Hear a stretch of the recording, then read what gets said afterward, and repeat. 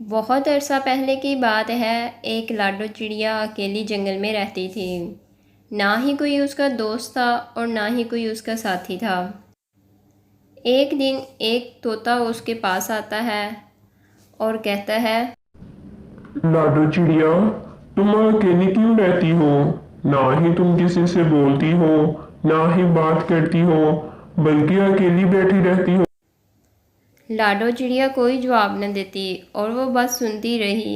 तोता बार बार वही बात कहता और वो बैठी सुनती रही। आखिर चिड़िया बोली, क्या कहूँ तोते भैया, मुझे तो सबसे डर लगता है कहीं कोई दुश्मनी ना करने लगे। इसीलिए मैं किसी से कोई बात नहीं करती और ना ही किसी से बोलती हूँ। लेकिन जब तक तुम किसी से बात नहीं करोगी, किसी से बोलोगी नहीं, तो तुम्हें अपना साथी कौन बनाएगा? मुझे अकेले ही ठीक है। मुझे अकेले ही रहना अच्छा लगता है। अकेली खाती हूँ, अकेली बैठती हूँ। मुझे किसी की ज़रूरत नहीं। लाडो चिड़िया, ऐसे नहीं कहते। किसी भी टाइम किसी की ज़रूरत पड़ सकती है। तो तो क्या मैं अकेले रहूँगी? आप यहाँ से जाओ, मुझे किसी की ज़रूरत नहीं। ठीक है, जैसा तुम ठीक समझो। मैं जा रहा हूँ। अगर किसी भी चीज़ की ज़रूरत पड़े तो मेरे पास आ जाना। मैं पास में ही एक पेड़ पर अपना घर बनाकर रहता हूँ। ऐसा कह के तोता वहाँ से चला जाता। थोड़ी देर में देखते ही देखते वहाँ बारिश होने लगती है।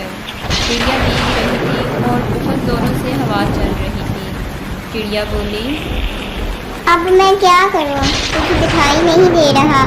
अगर मुझे पता होता कि आज बारिश होने वाली है तो मैं घोंसला बना के रखती। चिड़िया ठंड से कांप रही थी और बोल रही थी, कहाँ जाऊँ और कहाँ ना जाऊँ। उसे कुछ भी दिखाई नहीं दे रहा था। फिर अचानक उसे तोते की बात याद आ गई और उसने सोचा, क्यों ना तोते भैया के पास चली जाऊँ। उन्होंने कहा था जब कोई ज़रूरत पड़े तो मेरे पास आ जाना, और वहीं जाती हूँ। फिर लाडो चिड़िया तोते की तरफ चली जाती है। आओ बहन आओ, तुम्हारा कब से इंतज़ार कर रहा हूँ। मैं जानता था तुम ज़रूर आओगे, इसीलिए अपने घर का दरवाज़ा खुला रखा था।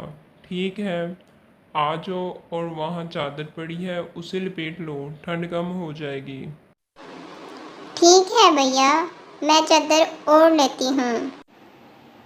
तोता बोला, अगर और ज़्यादा तुम लेट आती तो तुम्हें बुखार चढ़ जाना था और तुम्हारी तबीयत भी ख़राब हो जानी थी। इसीलिए मैंने बोला था चलो, और तुमने मेरी बात नहीं मानी थी। चिड़िया और तोता बारिश का मज़ा लेने लगे। फिर चिड़िया वहाँ ही रहने लग गई।